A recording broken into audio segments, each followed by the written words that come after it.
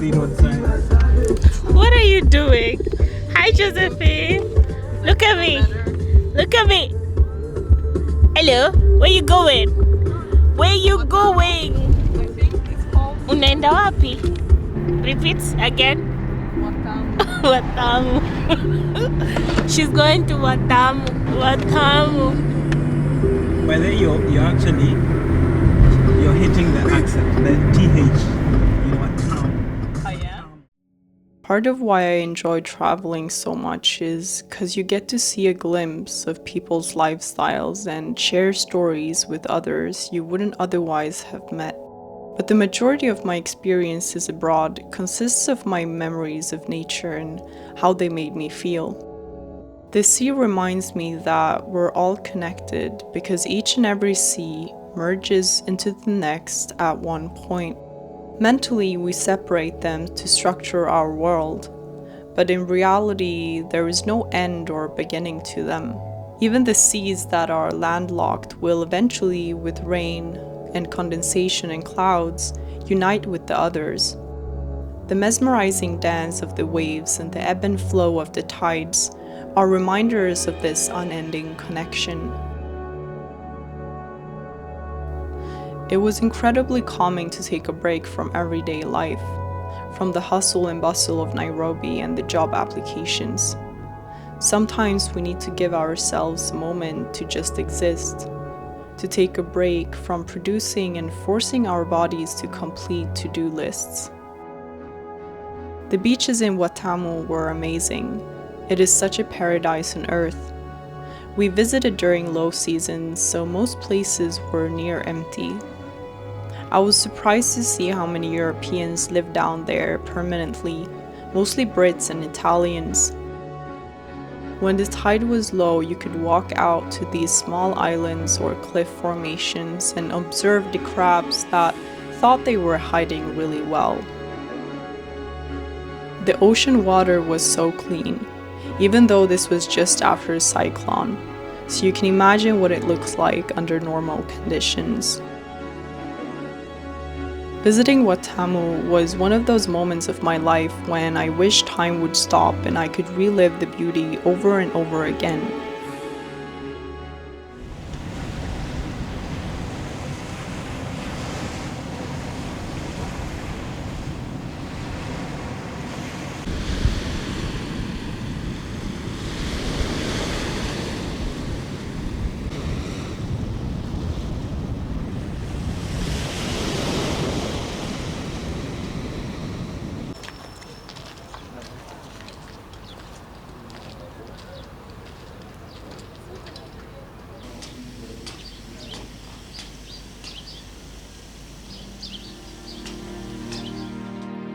On the third day in Watamu, we visited a coffee shop that was built on top of the mangroves. It was such an honor to be that close to them. I'm a firm believer that it is very important to protect and restore this preciousness. Mangroves are a type of tropical forest that has evolved to live in hot, muddy, and salty conditions. Mangroves are vital in reducing the effects of climate change, like the sea level rise and the increasing carbon dioxide in the atmosphere. They also act as protection from the impact of storms.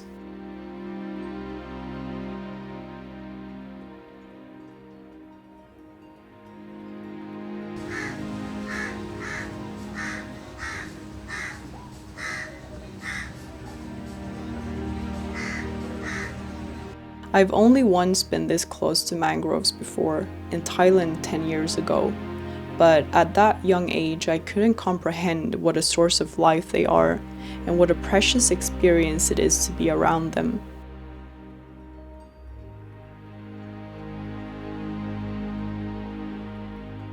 This place was so calming that at one point I laid down on 3 pillows and fell asleep to the sound of birdsong, the faint clucking of the waves, and the leaves moving with the gentle wind. Every time I visit places that I know are in danger because of humanity's actions, I feel somewhat heartbroken. Heartbroken due to the fact that we don't appreciate the abundance around us and that we let our thoughts, which are so focused on short-term satisfaction, rule the way we exist in this incredible world.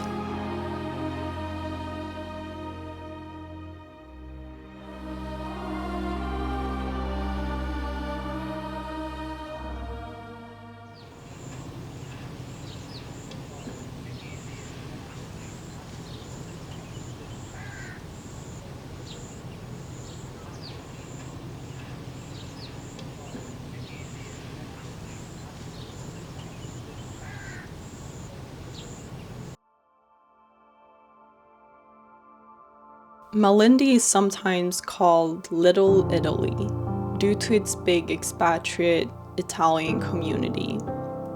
It is nestled along Kenya's stunning coastline, 120 kilometers north of Mombasa.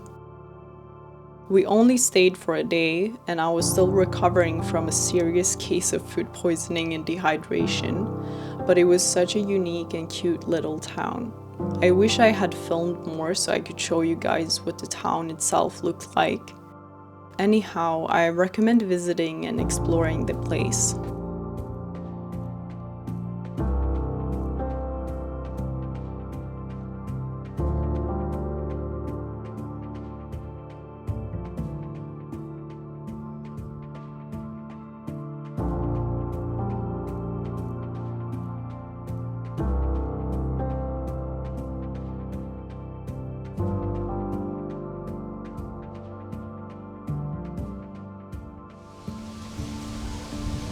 After Watamu and Malindi, I spent a week in Mombasa on my own. I realized that I will be around people most part of this year. And yes, being around others is a privilege and a gift, but as a person who is in need of time to reflect, write, and create, I have to make space for those activities, and I can't really do it when I'm surrounded by others every single moment of the day.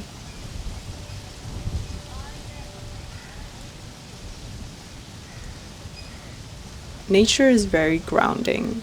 It guides me back to myself and brings out that creative energy. Observing a tree move with the wind makes me feel like my physical body is rooting itself in the soil, as if I'm coming home from a long journey. In that home, nothing can touch me, because I am eternally safe and held by the forces of this universe.